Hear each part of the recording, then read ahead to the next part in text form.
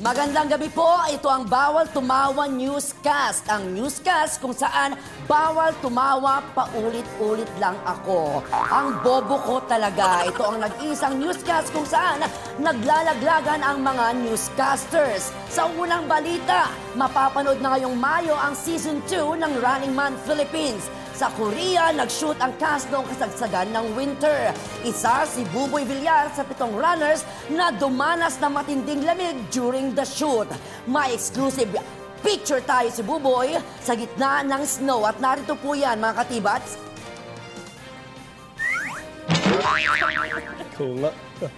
Ginaw na ginaw siya. Balbon ka pala, Buboy, sa personal kapag winter. Para sa ibang balita naman, narito naman si Kokoy De Santos. Maraming salamat, Bubay. Thank you. Nga pala, kagabi dahil sinamahan mo ako sa aking condo unit. Sana'y nag-enjoy ka. Sa mga di po nakakaalam, si Bubay po ang nakadiscover sa akin sa isang mall sa Cavite. May show po sila doon at nanood kami ng aking nanay. Napaiyak po ako sa tuwa. Ang mama ko nung matanggap ako sa Kapuso Network sa tulong ni Bubay. Narito po ang mga picture ni Mama sa GMA Artist Center, office after naming pumirma ng kontrata.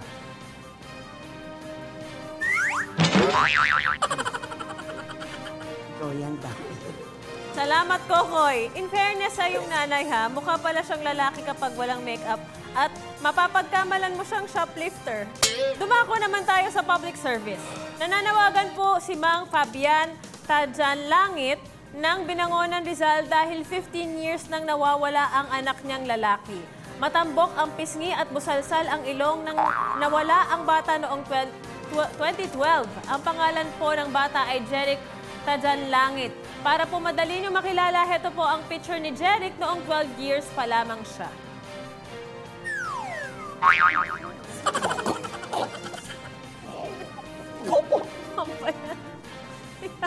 Straight ang buhok. Paano naging ikaw lang? Sandali lang po, may breaking news tayo. Kapapasok lang po ng balita. Natagpuan na kanina ni Mang Fabian ang anak niyang si Jeric after 12 years. Malaki na ang pinagbago ng itsura nito. Heto na po si Jeric ngayon. Uy, ano ka? Wow. Samantala, isang Serena ang di umano'y natagpuan sa Boracay noong Miyerkules. Pinagkaguluhan ng mga turista ang kakaibang nilalang. Pero sa latest report na aming natanggap, namatay na raw ang Serena dahil niluto ito ng mga residente. Nakunan ng isang turista ang mga huling sandali ng kawawang Serena. Narito po.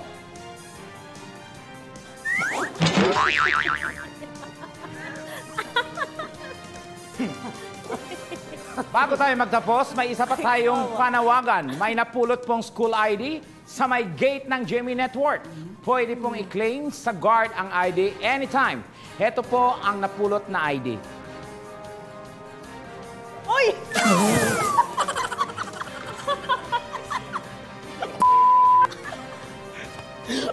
Ay, saan nakita yan? Si Glyza Galura. ng Baler Aurora.